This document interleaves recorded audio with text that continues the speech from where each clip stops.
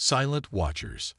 Admiral Eliza Chen stood before the massive holographic display that dominated the Antarctic Command Center, her eyes fixed on the swarm of red markers crossing the outer boundary of the Kuiper Belt.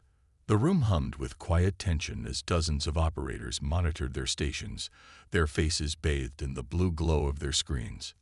"Time to intercept," Chen asked, her voice steady despite the enormity of what they were witnessing. 72 hours at current velocity, Admiral, replied Commander Jackson, her tactical officer. They're not even trying to hide their approach. Full sublight drives, no attempt at stealth. Chen's expression remained neutral, though inwardly she felt a flicker of something between amusement and indignation. The Zarkesh Empire had clearly not done their homework. After decades of carefully maintaining the illusion of a primitive, pre-FTL civilization, humanity was about to reveal just how deceptive appearances could be. "Have they broadcast any demands?" she asked, accepting a steaming cup of coffee from her aide. "Yes, Admiral. Standard Imperial conquest package. Surrender or be annihilated. They're giving us 24 hours to disband all military forces and prepare for benevolent integration into their empire." Jackson couldn't keep the edge of disgust from his voice. Chen sipped her coffee. "Inform the Security Council that Phase Omega is now in effect. And get me Dr. Okafor. It's time to wake up Project Lazarus." Across the sprawling underground facility, in a section known only to a select few, Dr. Namdi Okafor was already running diagnostics on the Lazarus Array, humanity's ultimate defense system, and best-kept secret. For 30 years, Earth had been developing technology that no other species believed possible, gleaned from the wreckage of a scout ship that had crashed in the Nigerian desert in 2087. Quantum entanglement fields at 98% stability. Dr. Okafor reported as Admiral Chen entered his laboratory. "We can deploy on your command." The Admiral nodded, studying the intricate web of light that represented the Lazarus Array, a network of satellites and orbital platforms that existed partially out of phase with normal spacetime. Invisible to conventional sensors, the array could manipulate quantum fields on a scale that would make even the most advanced alien civilizations pause. "The Security Council has authorized full deployment," Chen said, handing him a small data chip. "President Nakamura sends her regards." Okafor accepted the chip with a solemn nod. "I've been running simulations based on the telemetry from their approach. The Zarkesh fleet consists of approximately 3,000 vessels, including what appears to be their flagship, the dreadnought Eternal Dominion. Can Lazarus handle a fleet that size?" Chen asked, though she already knew the answer. Without breaking a sweat, Okafor replied with a ghost of a smile. "Though I'd recommend we try something less dramatic first. You have a proposal?" Okafor gestured to a secondary display, where a complex mathematical model rotated slowly. "The Zarkesh rely on a hierarchical command structure. Their entire fleet operation depends on continuous quantum-encrypted communication with the flagship. If we can isolate the Eternal Dominion in a localized time dilation field, we could effectively pause their command ship while dealing with the rest of the fleet," Chen finished, catching on quickly. "Precisely. It would minimize the risk of temporal backlash and give us options beyond simply erasing them from existence." Chen considered this. Despite humanity's technological advantage, they had always tried to adhere to a code of ethics regarding first contact. Annihilation was a last resort, not an opening move. "Make the preparations," she decided, "but keep Lazarus primed for full deployment if needed. I'm not taking chances with Earth's safety." As they spoke, alerts began sounding throughout the command center. A smaller vessel had broken formation from the main fleet and was accelerating toward Earth at a much higher velocity. "Advanced Scout," Jackson reported tensely. "Estimated arrival in 6 hours." Chen exchanged a look with Okafor. "It seems they're impatient to get a closer look at their new conquest." "Should we intercept?" asked Jackson. Chen shook her head. "No. Let them come. In fact, let's give them something to see." She activated her neural link to the command network. All stations, initiate Protocol Mirage.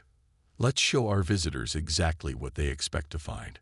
Throughout Earth's orbit, holographic projectors activated, creating the illusion of primitive defense satellites and outdated military installations.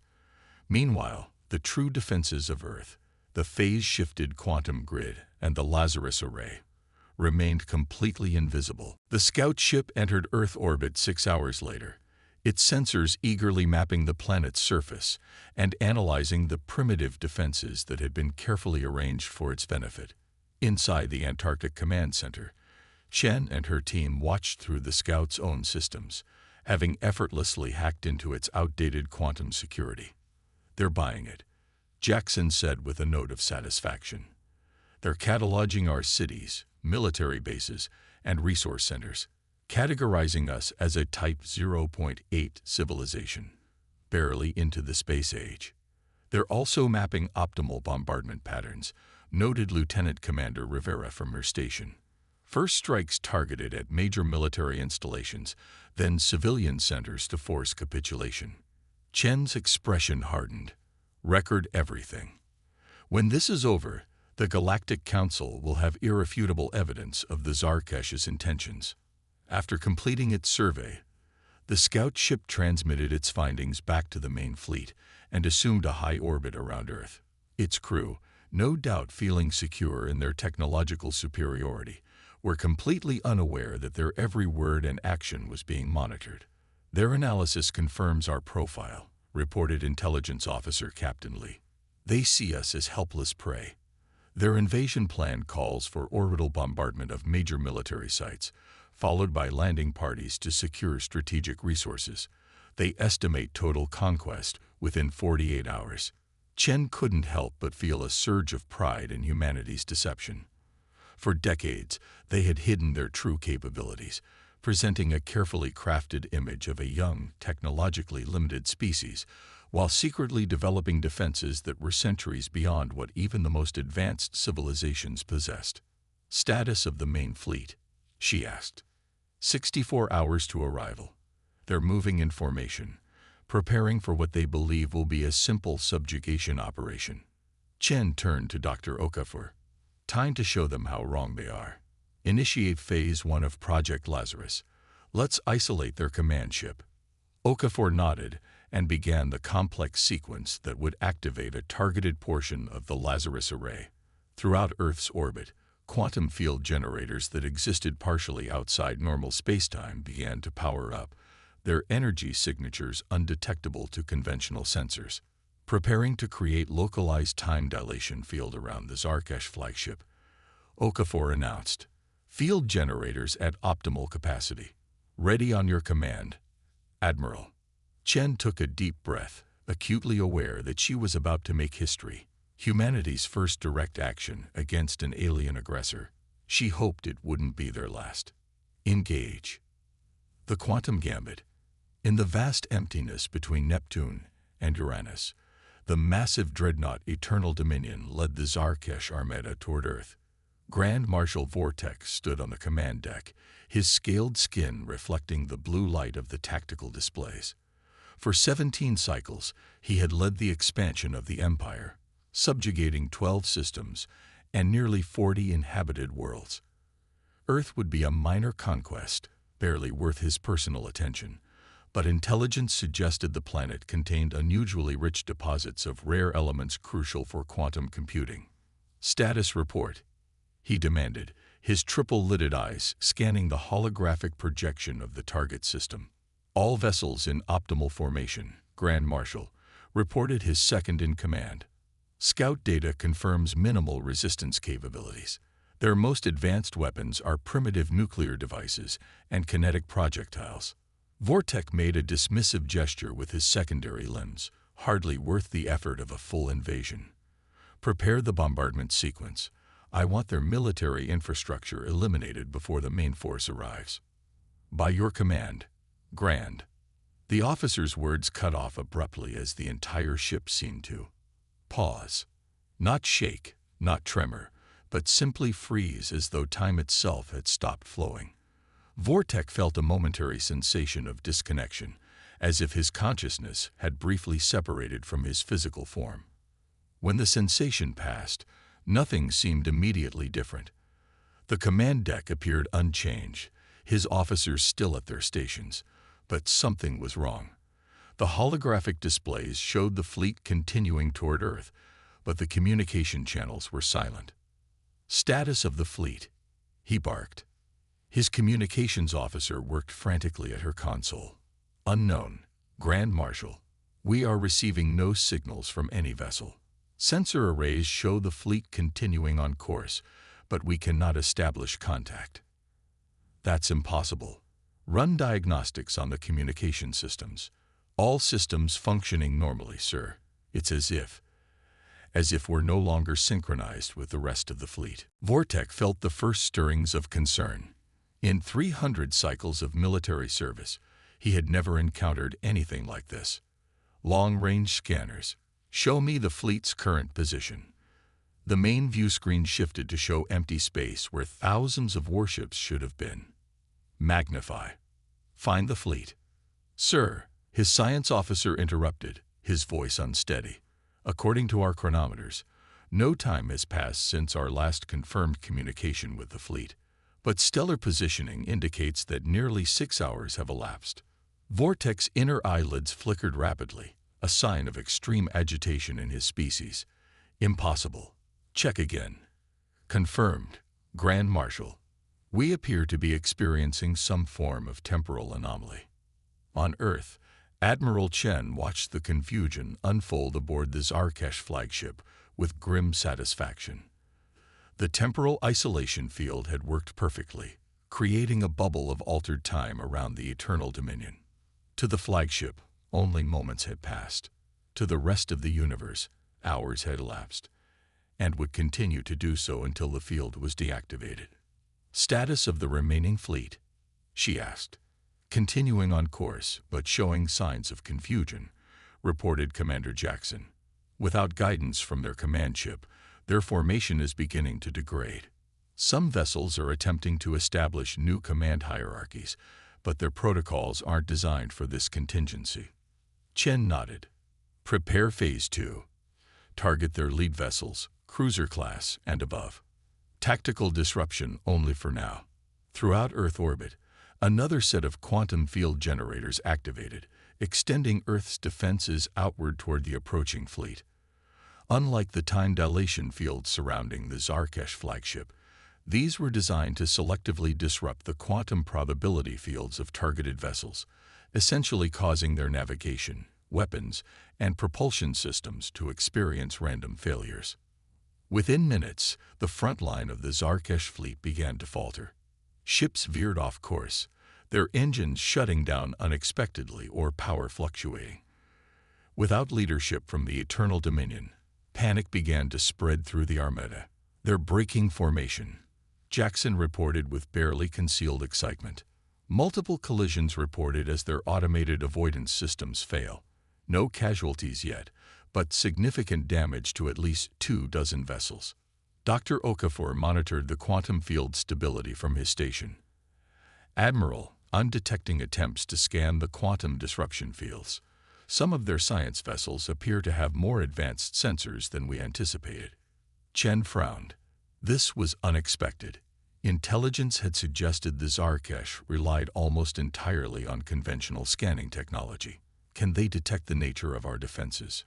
"Not precisely, but they might be able to determine that they're being actively targeted rather than experiencing random system failures. If they correlate the data, they might realize we're more technologically advanced than we've led them to believe." Chen finished.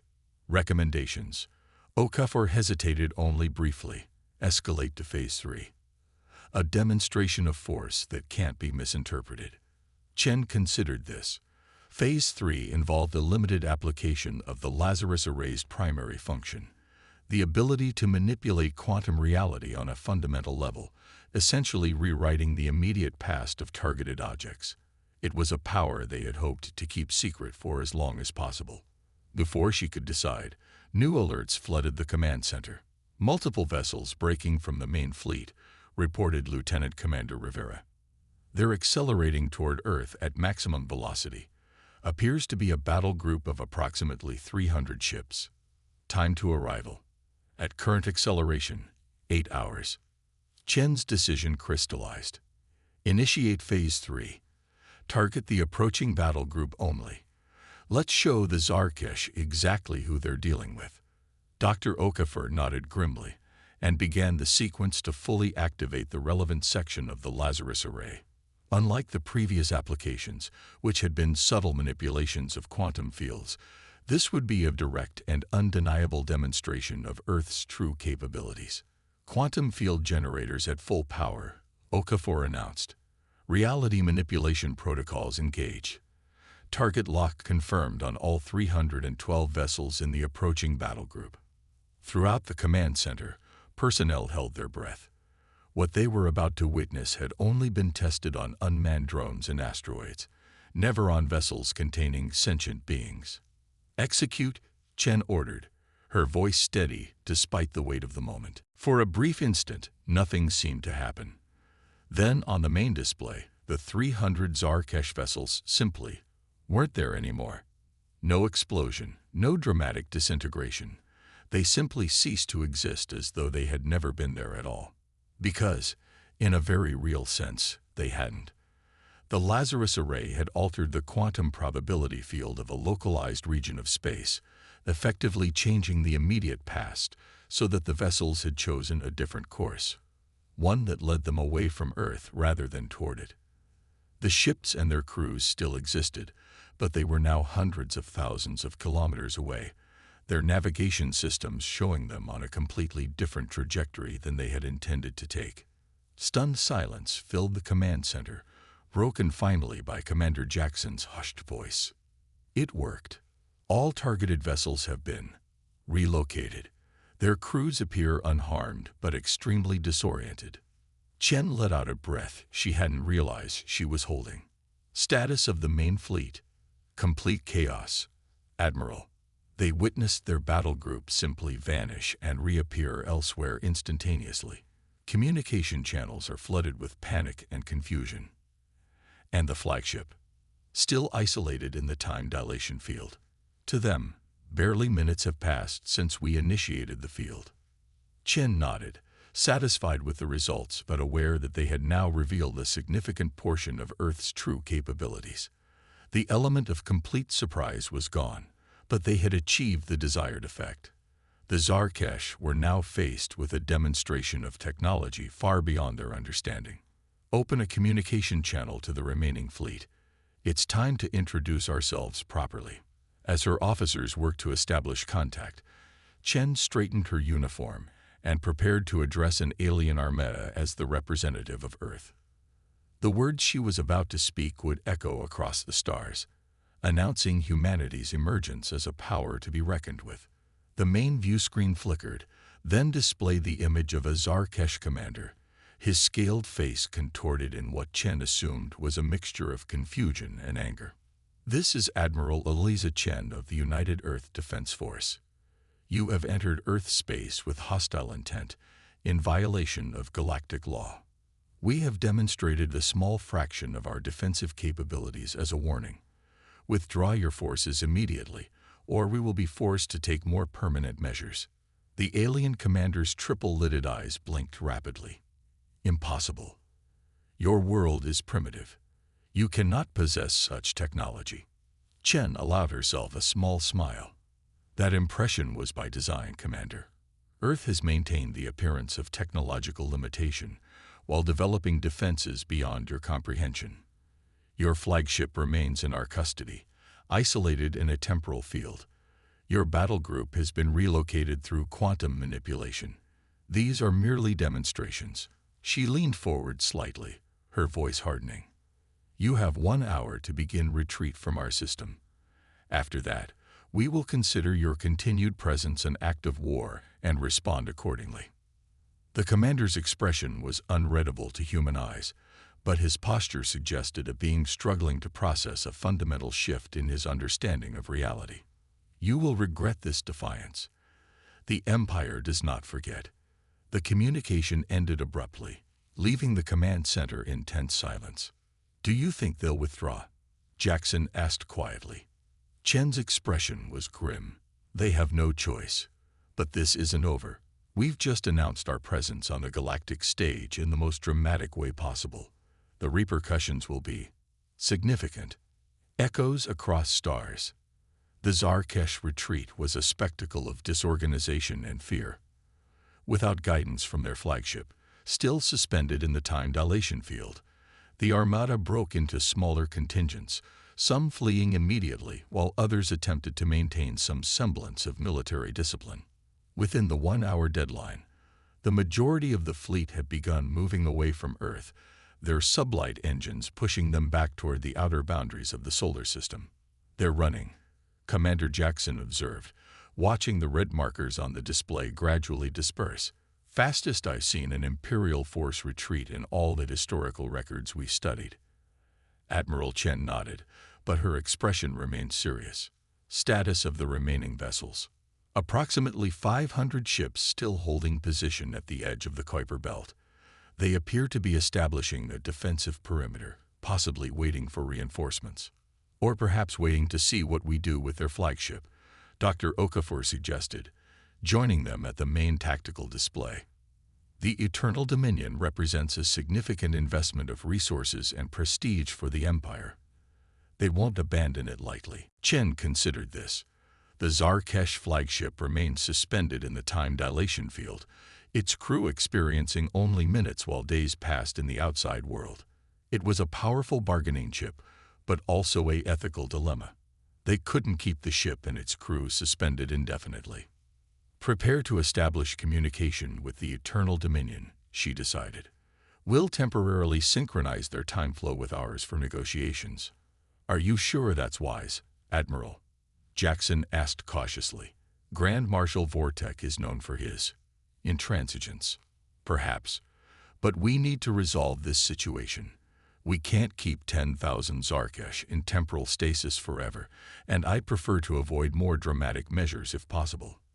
As the technical team prepared to modify the time dilation field, President Nakamura joined the command center via secure holographic link, her image materializing beside Chen. "Admiral, the Security Council has been monitoring the situation. Before you proceed with direct communication, there are some developments you should be aware of." Chen turned to face the President's hologram. "Madam President, our quantum listening posts in the Arcturus sector have detected significant chatter across multiple civilizations. The partial demonstration of the Lazarus Array has not gone unnoticed. We're receiving indirect communications from at least 3 major powers expressing interest in diplomatic relations." This was unexpected. Earth had maintained its technological secrecy partly to avoid becoming entangled in the complex politics of the galactic community before they were ready. "Which powers?" Chen asked.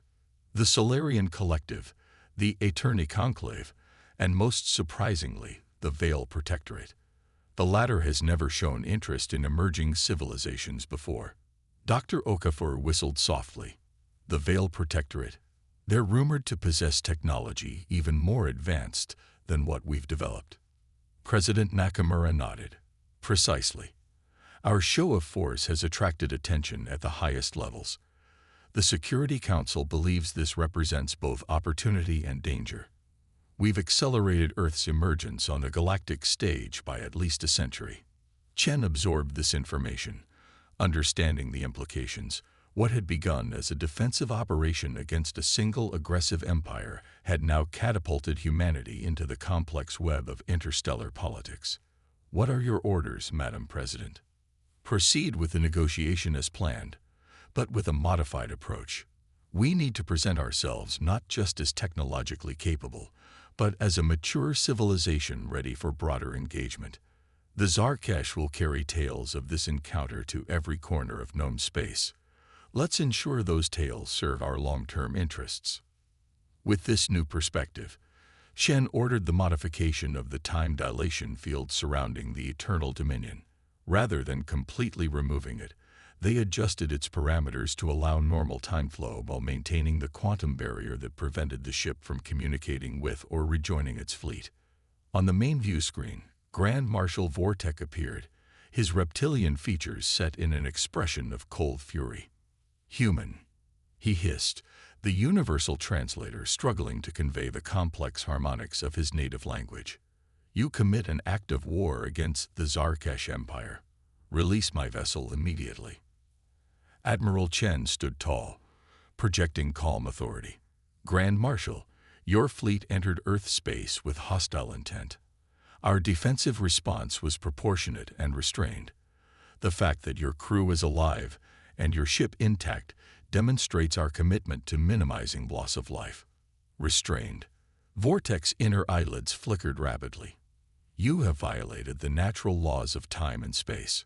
Such technology is forbidden by the Galactic Concords." Interesting perspective from a representative of an empire conducting illegal expansionary wars, Chen replied coolly. "Our intelligence on this Zarkesh is quite comprehensive, Grand Marshal.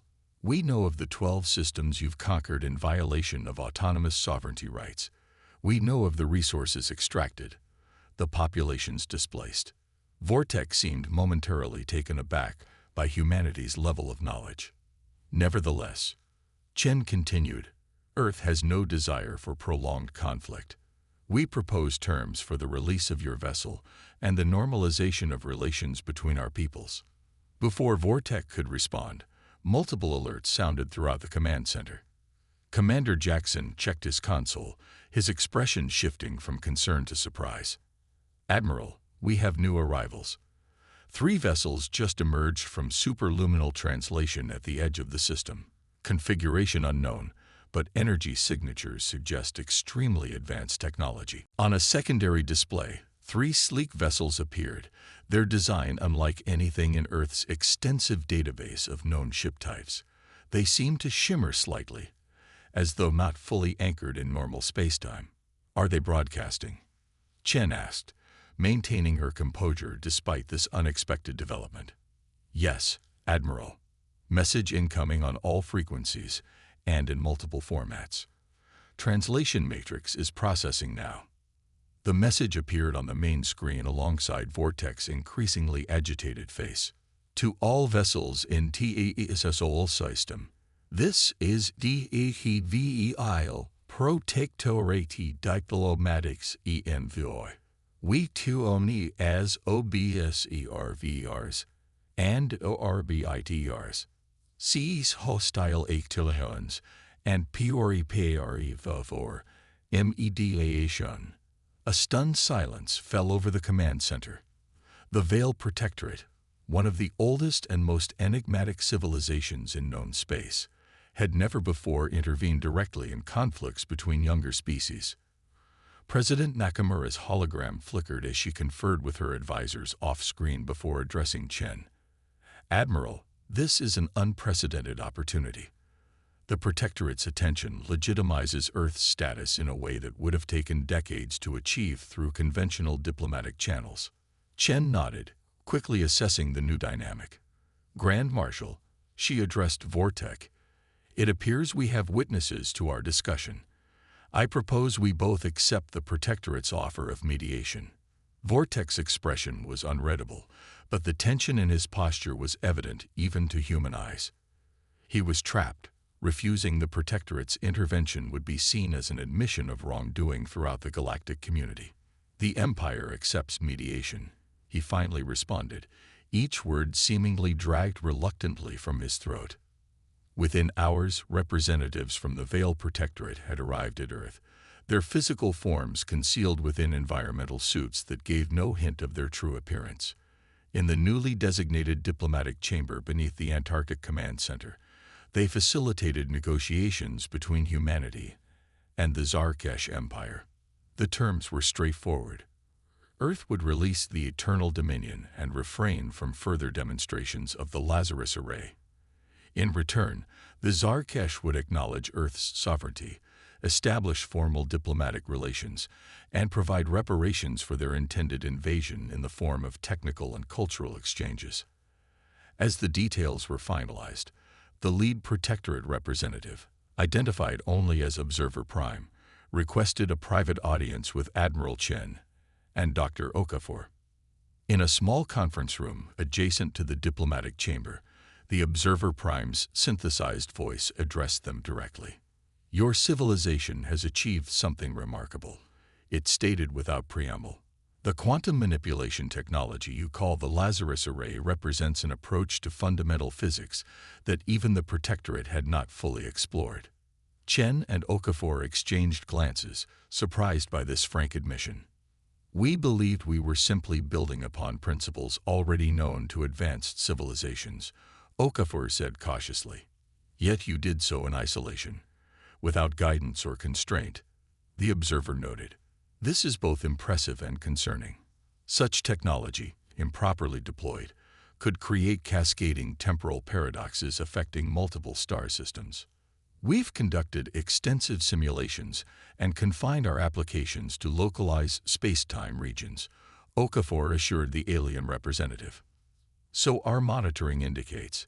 Nevertheless, the Protectorate formally requests that Earth join the Quantum Oversight Consortium, a body that regulates the development and application of reality-altering technologies throughout known space." Chen considered this carefully. "Would membership restrict our defensive capabilities?" "No, it would provide guidelines and shared research while ensuring safeguards against unintended consequences.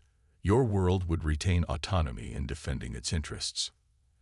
After the Observer departed, Chen and Okafor briefed President Nakamura on this unexpected invitation. "It's a recognition of our technological achievements," Okafor explained, "but also a way for the established powers to keep an eye on us." Nakamura nodded thoughtfully. "A seat at the table rather than being on the menu. I believe that was always our goal, though we've arrived there rather more dramatically than planned." 1 week later, as the Zarkesh fleet departed from the solar system, minus several vessels assigned to establish their new embassy on Mars, Admiral Chen stood at the observation dome of Lunar Base Alpha, watching Earth rise over the lunar horizon. Dr. Okafor joined her, offering a cup of coffee. "Penny for your thoughts, Admiral." "I'm thinking about consequences," she replied, accepting the coffee. "In avoiding one empire's invasion, we've announced ourselves to a dozen others. Some will seek alliance, others will fear us, still others will covet our technology. Would you have done anything differently?" Chen considered this, watching the blue-white curve of Earth against the blackness of space. "No, we'd protected our world. The rest, well, that's the price of stepping onto the galactic stage. A high price. An inevitable one. Humanity was never going to hide forever." She took a sip of her coffee. "Besides, I've always thought we'd make better players than spectators in this cosmic game." Okafor smiled. The Protectorate representatives seemed to agree. They'd scheduled the formal induction ceremony for the Quantum Oversight Consortium next month. "Apparently, they're quite interested in our approach to quantum probability manipulation." "I imagine they are." Chen turned from the viewport. "Prepare a complete briefing for the Security Council. If we're joining the galactic community, we need to do so from a position of knowledge and strength." As they walked back toward the base, alerts chimed on both their neural links. Another unidentified vessel approaching the outer system, this one broadcasting friendship signals and a request for diplomatic contact. Chen sighed, though a small smile played at her lips. "It seems Earth is suddenly very popular. I wonder if the Zarkesh realize they've done us a favor by forcing our hand." "History is full of unintended consequences," Okafor observed. "Perhaps this was always how humanity was meant to join the stars, not through careful planning, but through bold action when threatened." "Perhaps." Chen straightened her uniform and prepared to meet yet another alien delegation. "In any case, there's no going back now. Earth has announced its presence. Let the galaxy adjust accordingly." Throughout the solar system, the quantum defenses that had protected Earth continued their silent watch, now acknowledged rather than hidden. A clear message to any who might consider the third planet from an unremarkable yellow star an easy target. Humanity was ready, humanity was watching, and humanity would not be conquered.